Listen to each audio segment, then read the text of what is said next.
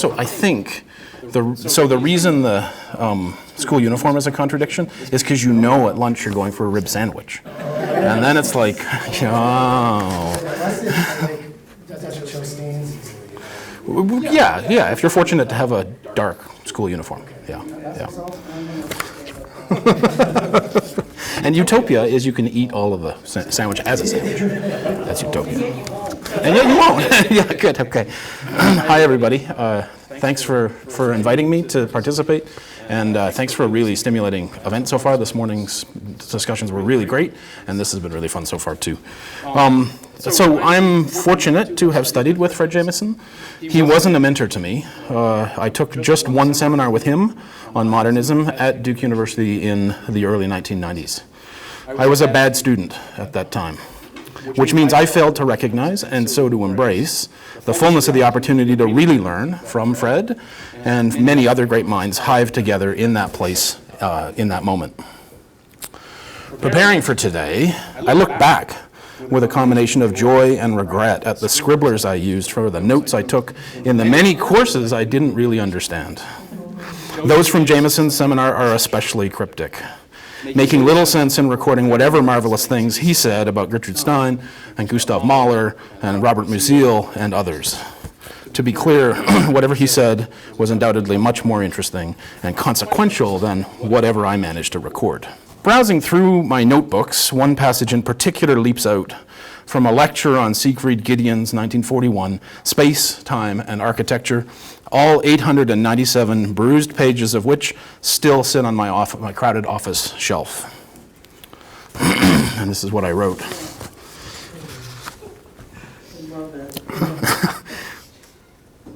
There's some weird drawings, and there's like two numbers. I don't know what I'd recorded. It was $400 and $500. Maybe I was figuring out the better price for something. The moment something is codified as style, I wrote, mangling whatever Jameson said, it becomes only that, reification, the description and even achievement of a style amounts to its death. This insight offered by Fred very likely captures something, an important truth about Gideon's argument, though I can't say for sure, since to my shame, I still haven't found the time to get around to reading the 897 pages of Space, Time, and Architecture. And it undoubtedly resonates with ideas Jameson was exploring back then, in and around the publication of the postmodernism book in late 1990. More suggestive in hindsight is the way the claim throws into relief Jameson's own example, an example, I think, that disproves the claim. For Jameson undeniably had and has a style, the achievement of which was and is vital in energizing for his work and the work of so many inspired by him, the very opposite of reification and death. I see that style in the line of Jameson's prose, the capacity to draw out a single sentence beyond the extension and duration almost anyone else might risk, much less manage, in order to realize the fully persuasive force of its insight. In its form, this style delivers as it constitutes meaning contrapuntally, which is to say dialectically. It is a signature and engine of Jameson's thought, keeping his voice and his insights alive for us still, something to admire and emulate and practice and hack. An instance of the capacity I'm describing comes in a memorable passage in the 1982 essay, Progress Versus Utopia, where Jameson contends that the deepest vocation of the utopian genre is to bring home in local and determinate ways, and with a fullness of concrete detail, our constitutional inability to imagine utopia itself.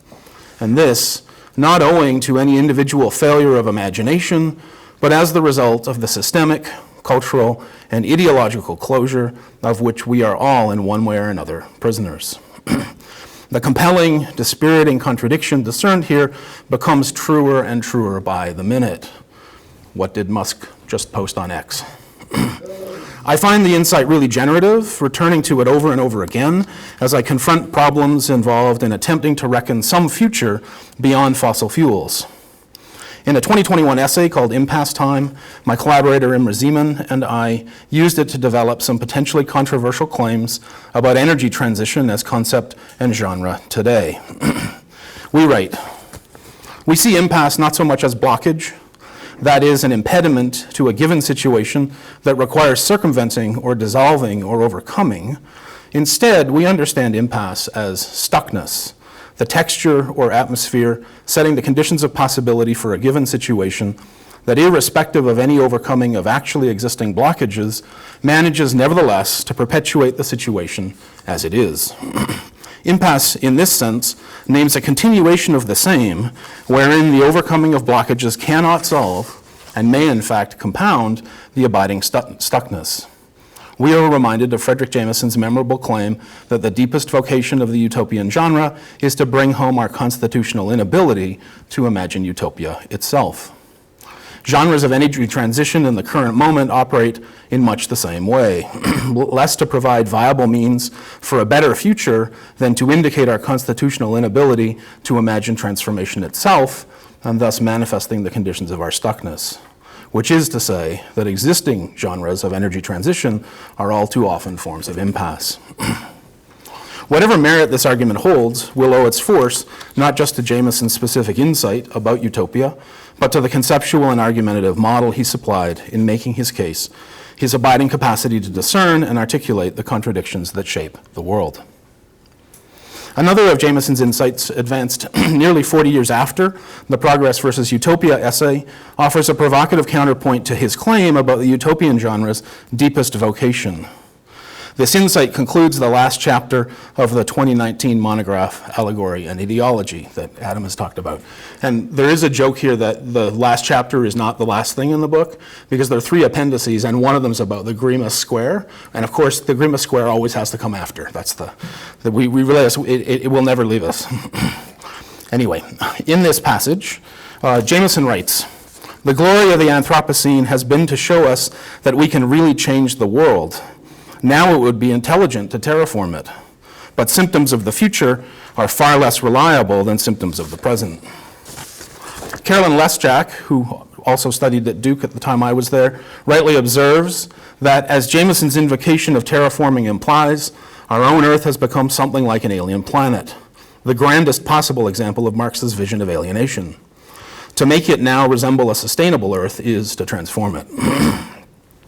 I would only add that Jameson's provocative glory of the Anthropocene bid is itself contrapuntal to the claim about utopia from 4 decades before, the two channeling the illusion of the epoch, where the insight about utopia drives home the failure of imagination in the guise of that most extravagantly imaginative mode, utopia, to transform the world.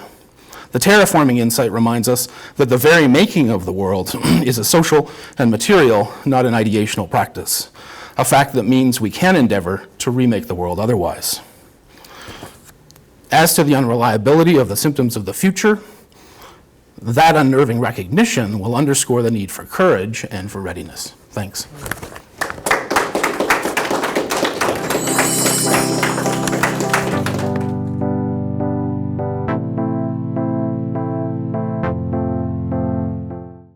Anybody have anything? Go ahead, Gail, if you got I have lots to talk about all 3 speakers, great insights and comments. I guess one question I would have in terms of utopia, as I understand it in Jameson, is actually something that eventually could be represented as being in the interest of everyone. So that it isn't somebody's kind of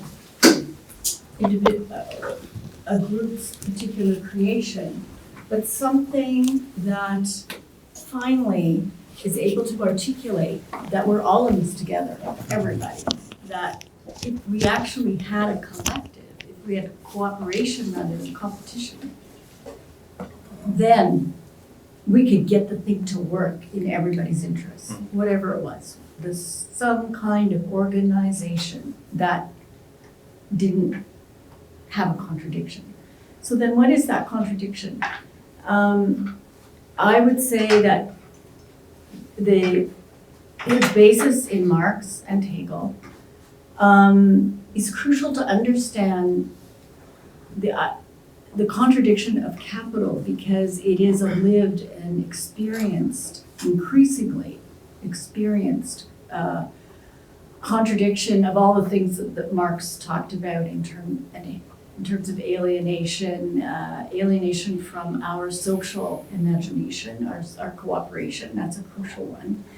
And, from the substance of our life, from our world, everything. So competition is crucial versus cooperation because in capital, understanding that property is privatized on one side and people are expelled on the other from any relation to their way to subsist, means that after that, nothing makes sense. Like it simply doesn't make sense that a few people here and there seem to own everything and that you have no capacity to, you have no power over your, or even how to organize a contribution to your collective. There is no collective. There's a class division that is deep and eternal in the capitalist system. And again, totality, which is often people thought as some kind of totalitarian vision, is actually about how this works and spreads almost like a virus everywhere because it exponentially adds value to itself. So totality is that, in a way, utopia, if you could only understand how everything in this economic system works, then you would see the contradiction. You would see that this is outrageous. And there's no basis for these few people to have captured all our wealth. And there's no basis for alienating all these individuals, because really they're not individuals. They're part of a social collective, and they're supposed to be equal. So in the very basis of the Marx's notion of class, which is that people's productivity is stolen from them in terms of surplus value, and then exponentially is compounded in the hands of a capitalist, is the most crucial thing to me to understand modernity and postmodernity.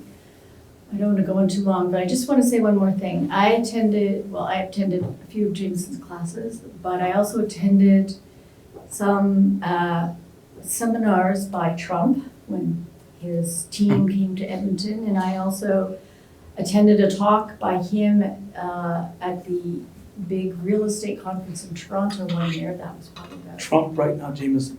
Trump, Yeah. yeah, 15 years ago. Anyway, I had read some of his books because I used to teach on this, but also on sales culture. It was part of the idea of selling. And so Trump begins one of his books, and also he begins these seminars on how to make it big in real estate, which is another whole story. But he always begins them by saying, just take your average guy. They're living on, 41st Street. And, they think that, it's not bad. They got a house, they probably work too much and life is okay. But then they see their neighbor down the street. Hey, he's got a new car. Wow, how about that? Well, so you think, wow, they must be working harder than me. So you get your wife to go out and work. And then you do some overtime. And then, you still haven't really saved up enough for that car. So then you get your kid to go out and work, and you start to collect coupons and you do everything, and you still just can't get enough of that car. So then you finally go talk to that neighbor. So, pretty good car you have, you must have worked really hard. No, I just bought, bought a rental property, saved up, got a bit of inheritance, and now money just comes in. Whoa. And then he gives several other examples, and then he turns in the book. He says "Come on, guys, it's crazy. Nobody could ever work. You'd have to work 1,000 years to get enough money to be, rich. To be rich, you have to own stuff, and you have to get that stuff to make your money. You don't work, then you don't have to work. You own stuff, you don't have to work." This is his opening chapter. So he's actually giving Marx's whole thesis right there. And he celebrates that because in his world, there is no collective. It's a zero-sum game. There are winners and losers, and that's the contradiction of neoliberalism, which then has all the cultural, ideological references that attempt to smooth over, to deny that zero-sum game is not really going on and that you're screwed. So Frank Ruiz's obituary talks about variations on conspiracy theory. And he had this point that it was the attempt to sort of, and I get this, like a long nothing, but the attempt to explain the world. There's reasons behind things. And I was thinking, and so I thought it was really compelling to me. But then Mark, you're talking about stuffness and making me think about Sargent and the practical learner, and so the question is, like, what do you think the relationship is, the way in which we think versus the absence of action, or the, how can thinking get us out of, the way in which thinking helps us get us out of the stuckness? Or do you think there's no connection between these two things?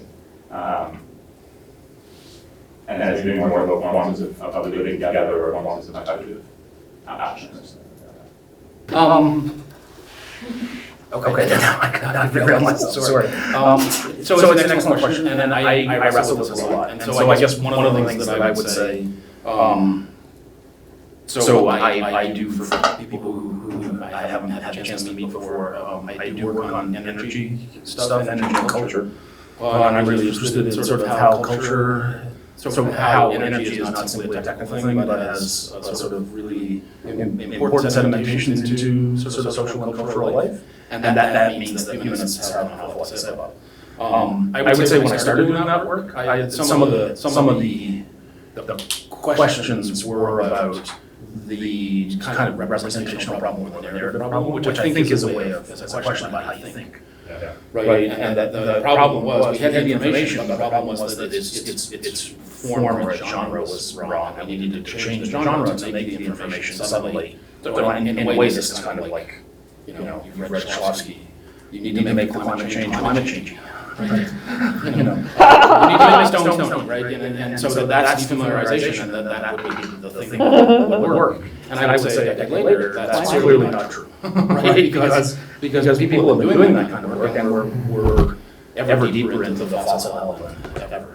So then I think the second piece you said about forms of living and you know, sort of figuring out ways to sort of think about impasse as undecidability and as opening rather than as stuckness, but do that through material practices of living. Yeah, that's a great question. That's not a good answer for that.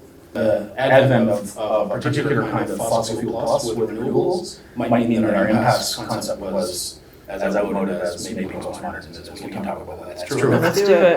But now I feel like sort of with what's going on now, it's sort of maybe coming back. I feel like we're in that kind of stuck impasse still. But what I was saying is that then that's a particularly bleak view of impasse that is disempowering, and I think there are ways to think about struggle that might imagine impasse differently. So the communication theorist Darren Barney was really interesting about this, about impasse as an opening. The question of utopia is for better or worse, even if it's just theoretical and no one beyond like this kind of seminar room even thinks about it, is still just the way, like it's a name for the way that we could get to what Gail was saying. Gail's your name?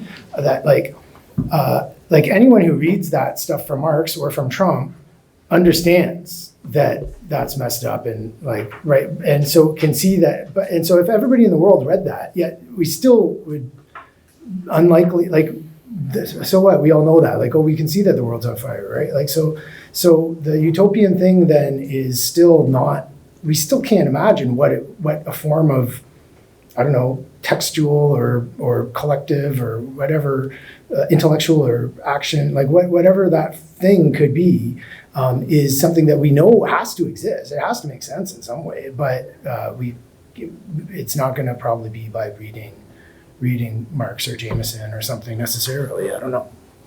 But has anybody read, this is the last slide that I forgot to put this in. The last time I gave a presentation, I forgot to click that last slide too. Has anybody read Everything for Everyone?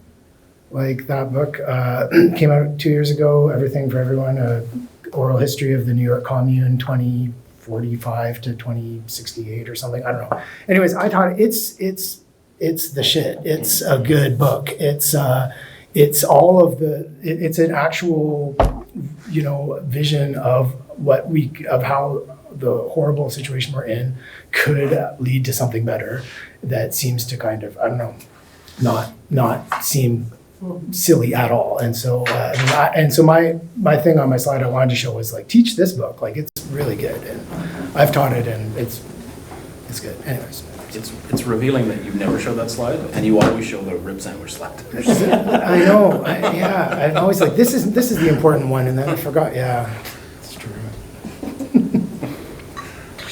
Well, maybe I'll jump in if unless Julie, you wanted to respond to anything. I'm okay. It's on the question of utopianism too, is I guess one part of it, but this will be scattered and so on. And I really appreciate the things that you said, Julie, about the things that are missing in Jameson and so on. And that has always been has been an important thing in terms of my engagement with Jameson as well, right? That there are certain things about Jameson's work that is very limited and incredible ambitions and religions and so on. Centric. And most in I think in one respect, I mean, you pointed out a number of things, but the one that I will mention here is that in his discussion of the dialectic and so on, it just seems to me that the complete omission of the work of C.L.R. James, particularly as a Hegelian and so on. It's like, I just don't understand it. And I don't understand it in terms of the formation of a certain kind of academic Marxism in the United States that I just cannot get my head around. That is caught up in this kind of race conflict kind of thing, which I don't get in that regard. But what I do want to say, I mean, a couple of things about Jameson. One is that one of the things that led, I guess, Mark and I had a conversation about Jameson. We talked about doing something in terms of a commemoration and so on. That for a lot of us folks in our generation in this kind of way, when Jameson passes away, I guess we all sort of remembered our first kinds of enthusiasm with theory as such. Yes. And also of academic work as being a political practice. I mean, lots of other people, and Jameson was part of a large scene in that kind of way. Yes. That was the case, and so it struck us that this was the passing of an age in that kind of way. And I think that this is both as a teacher, as a scholar, all of these kinds of things. And yes, there are things that he never wrote about. But he was an incredible fountain of knowledge and would always tell you to go and read stuff that is very different from what he's doing and so on, that kind of way, right?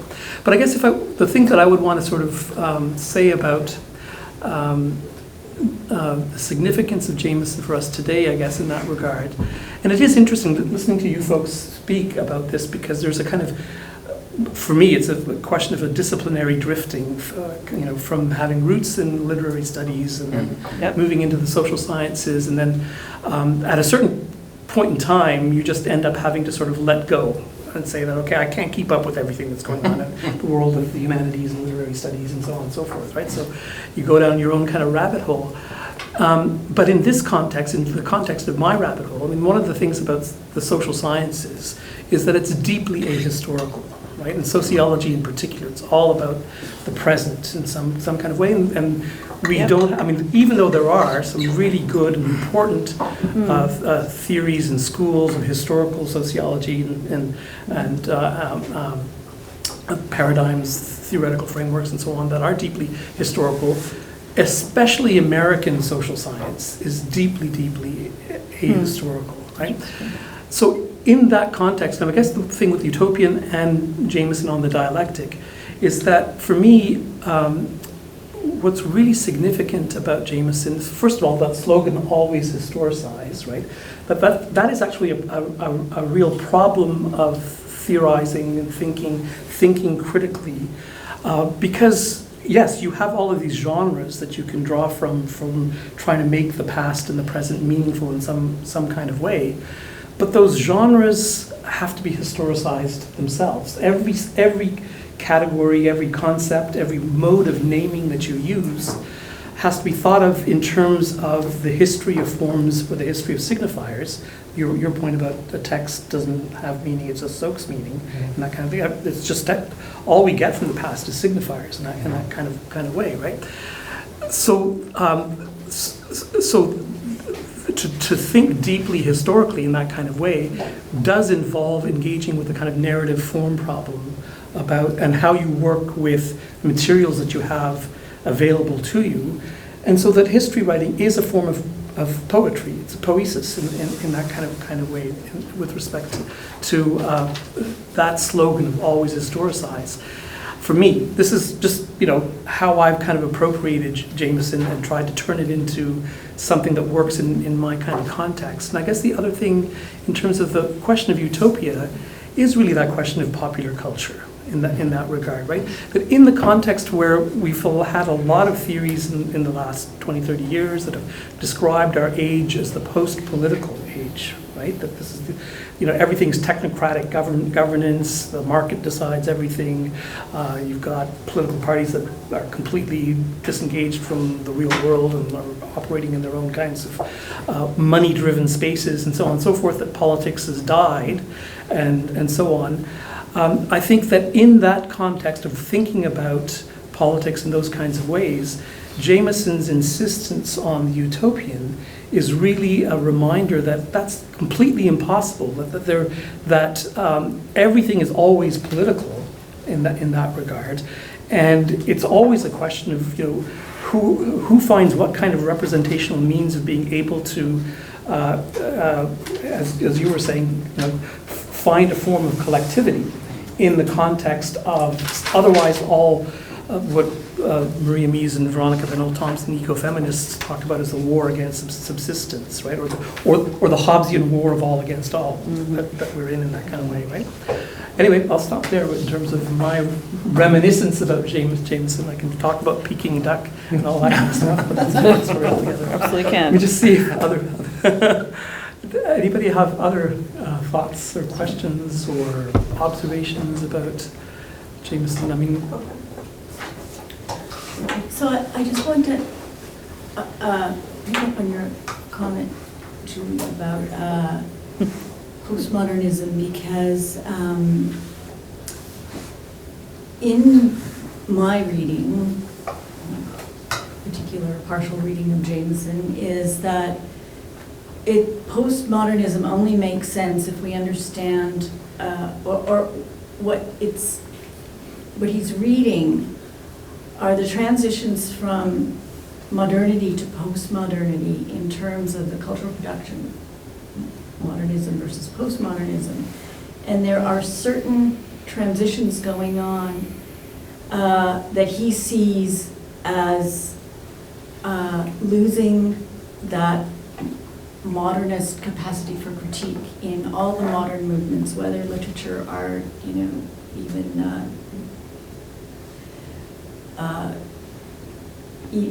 the anarchist movements, like against any kind of order. He sees all that critique floating away, and in its place, contradiction doesn't even really matter. So for example, Trump can say one day, yeah, tariffs, oh no tariffs, oh yeah, like who cares? That's because he's stupid, though. This isn't a contradiction. Like, this guy has no plan, and he's just saying whatever, because that's his negotiating technique, right?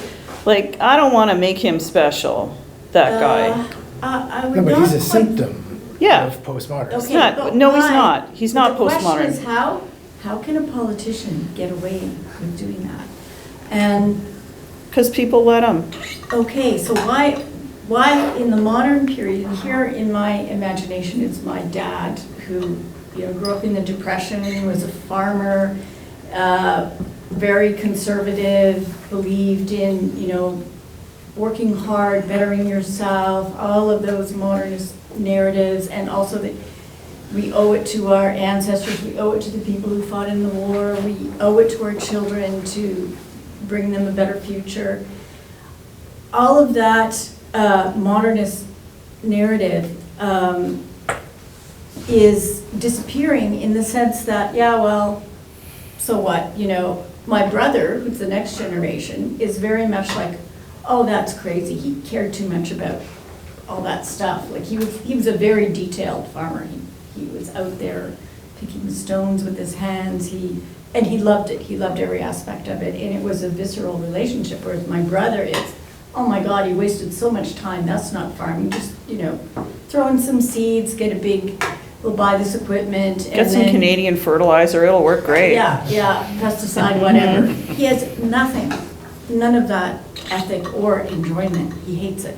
Yeah. And there's no emotion. And I see that in postmodernism that Jameson's describing, the loss of affect, I think is a crucial thing. Because affect is very much about I relationships. 100% disagree with this. And the reason is, with all the love I have for you, the reason is because what Jameson is talking about isn't part of postmodernist work that I am familiar with. So here's an example. The Toronto Art Collective General Idea. General Idea was unabashedly a postmodern phenomenon. And what they did was they created a fake archaeological dig, and they would create fake Egyptian cats wearing dresses, and they would unearth them like a big surprise, and then they'd make an art event about it. And they would do this because they wanted to point out how museums actually are creating objects that they shouldn't be doing. There is a politics to what General Idea was doing. There's also a lot of play. They had fun, but they also didn't have fun. One of the other things they did was they made gigantic pills that were the ones that were supposed to cure AIDS that no one would distribute, and they made giant versions of them and put them in galleries so you couldn't miss it. And they were poppy, fun colors. This is very serious work that they did. So they're postmodern, though. They absolutely 100%. Why are they postmodern, not modern? Because that's what they said they were, number one. And number two, they felt like they were making a break with what the art world felt they should be doing institutionally. And I think they were right. And so to me, I think Jameson, this is where I think Jameson didn't give much of a shot. Now, he does talk about Linda Hutchin and the work that she did quite respectfully in the postmodernism book. He spends about 4 pages. But then he sort of leaves her work behind. And she's not the only person who's talking about this. I take his point about the examples he gives. He talks about some of the more vacuous video moments, right, in certain forms of postmodernism, where he says the history is evacuated, right? There's no history. But then he says it about all of it. And to me, that doesn't actually fairly represent what I actually see. So I'm not going to go there. So I think it's not going to happen. I Yeah. have a stricter definition of my postmodernism would be when, 20-something comes and says, oh, this is really cute, General Idea. Yeah, I think that's great. I'm going to post it on my Instagram. And, it for a little while, the idea circulates and it disappears. But this was the 80s. There wasn't any Instagram. So one of the things about the way I would understand postmodernism is the following ways. Baudrillard's work. Baudrillard specifically creates ideas about the fact that Disney is the real America and America is a hyperreal, right? And so that what you thought the material was is actually something else. It's a representation. Signs are being taken for wonders, etc. All of that is postmodernist critique, right? Actually, Jameson doesn't spend much time talking about Baudrillard, which I find interesting. He goes to other examples. Not in that book. He doesn't. Jameson has acknowledged, especially in the later writings. I always felt the same too. Not in postmodernism. Book. Well, no, not in postmodernism, but in the much stuff he's written after that. That he said that Baudrillard was one of his most one of the people who influenced him the most. Just thinking about Baudrillard. So why doesn't he talk about that book? I don't know if they were colleagues at Duke, but he did used to, in the 80s, he used to talk about Baudrillard a lot. Right. But also So what happens in that postmodernism book? Why is he not there? I think can't answer that. one thing that we can't lose sight of is that Jameson is not a postmodernist. He is No, a he's not. Marxist whose main premise is that the mode of production is the most important thing to understand. And so the thing is that I don't think Jameson's saying that you can't have oppositional or radical work in postmodernism, which of course would be an Yeah, he offensive is. thing. I offense, but- respectfully say that what he's saying is that the opposition can easily be commodified, right? So you can have something like Rage Against the Machine with like Che Guevara shirts. That like can be like, you can have Starbucks selling Che Guevara shirts. You could have H&M selling Che Guevara shirts.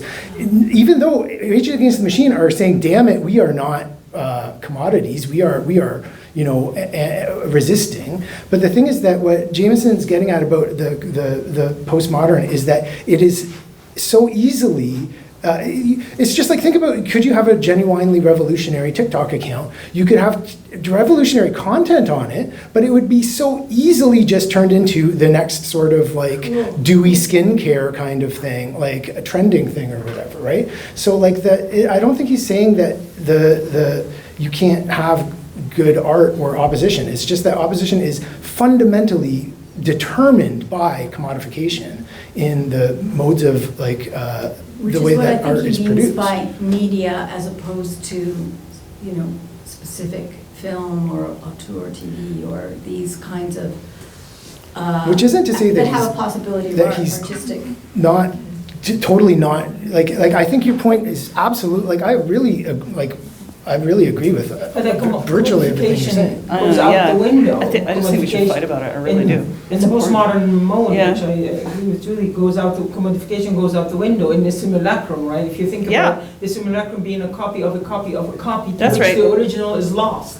Yeah. Right? So we don't, the commodity requires some, to use a Benjaminian term, some aura around the original. Right. We vacated that, right? Yeah. In the post- So this is why I think Jameson could not reconcile Baudrillard. He couldn't. and You're the totally, postmodern. yeah, he couldn't. And I think what you described, I agree that commodification is a thing. I think he should have named it differently. I don't think postmodernism was even the problem.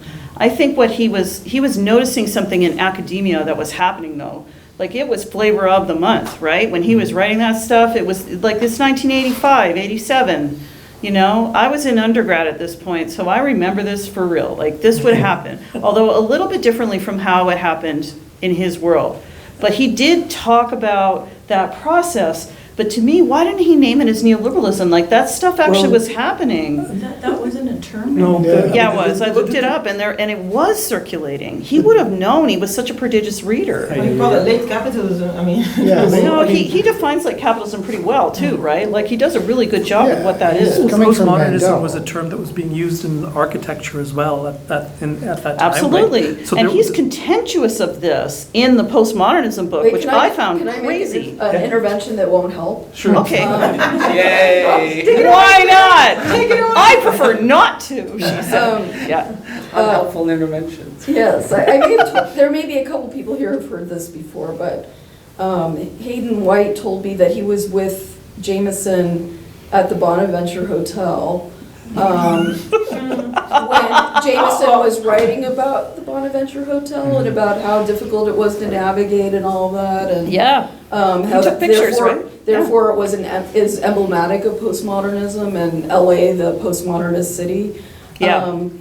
You know, with all of its surfaces and and Hayden said he was smoking hash. Which makes a I lot of can't sense. believe we were just wasting all our time on some druggy, Why are we even fiendish like fantasies. Well, that's the hidden kernel of Benjamin. I mean,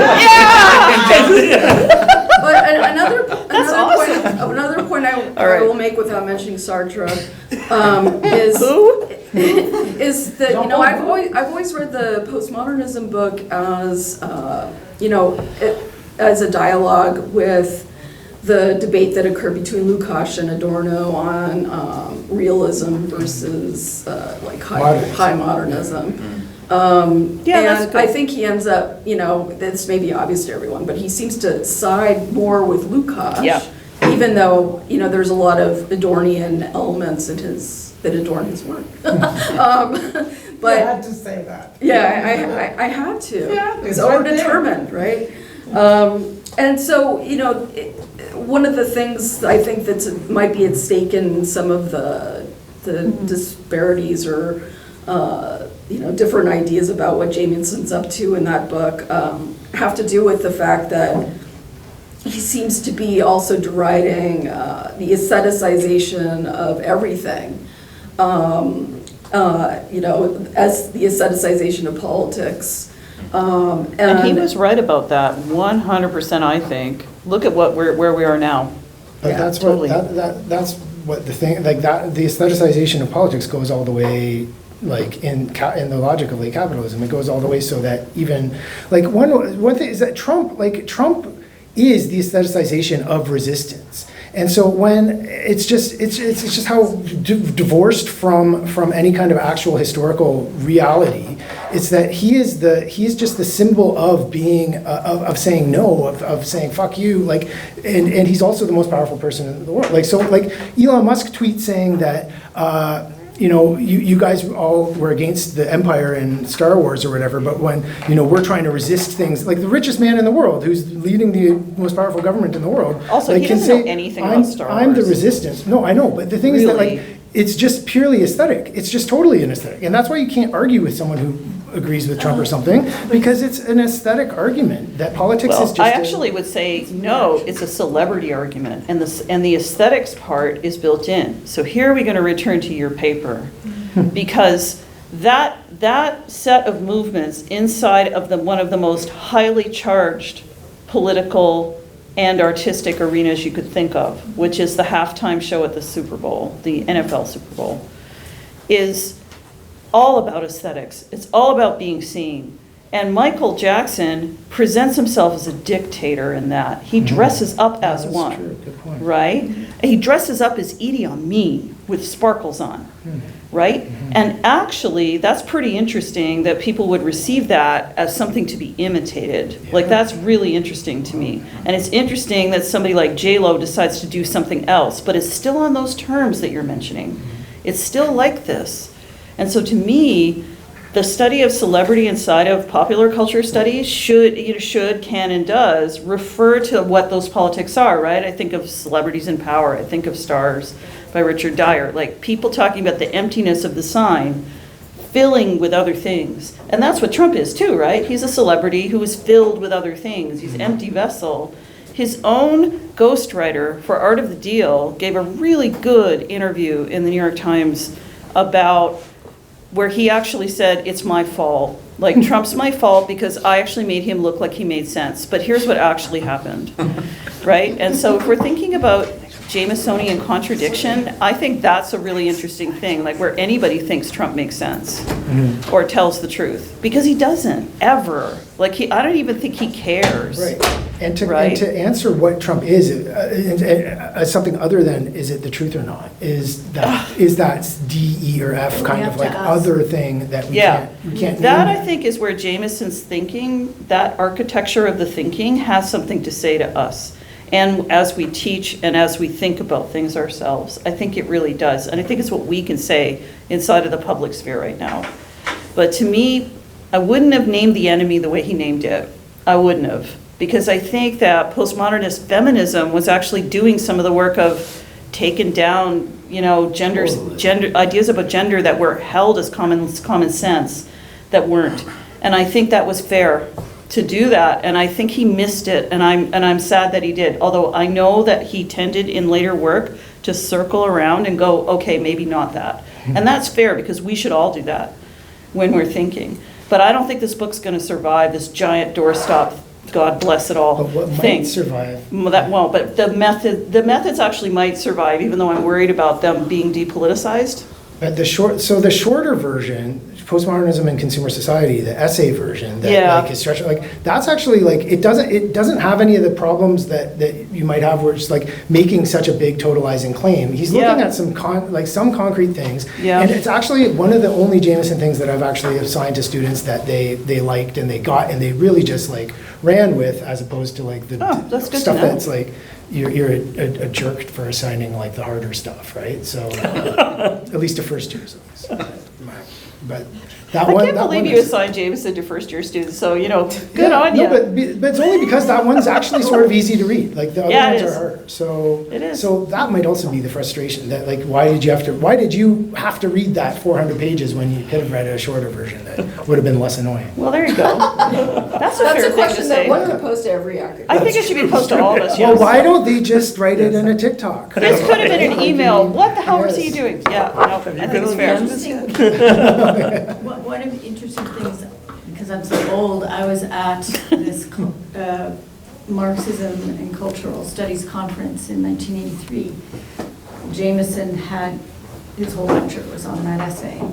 And probably that's why I'm partial to it and his interpretation there, because he mapped out modernism, modernity, and all the ways, the attempt of the avant-garde to criticize modernity and all of the ways in which it was co-opted and eventually, and then how that co-optation became in what he says he defines as post-modernity, as a matter of course, like things were produced in order to be co-opted. I mean, that was the profit motive. So you wanted to have a cool resistance so that somebody would pay you for your t-shirt or whatever.